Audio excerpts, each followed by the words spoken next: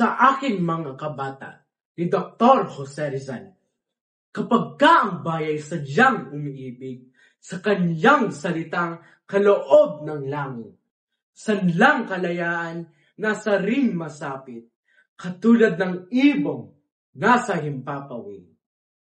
Pagkat ang salita'y isang kahutulan sa bayan, sa nayot mga kaharian, at ang isang tao'y katulad kabagay ng alinmang likha noong kalayaan.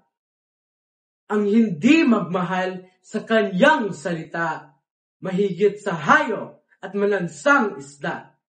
Kaya ang marapat pagyamaning kusa, na tulad sa inang tunay na nagpala.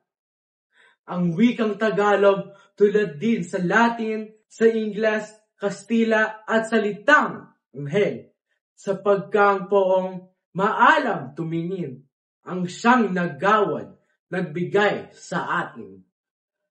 Ang salita natay huwad din sa iba na may alpabeto at sariling letra, na kayaw na walay dinatnan ng sigwa ang lunday sa lawa noong dakang una.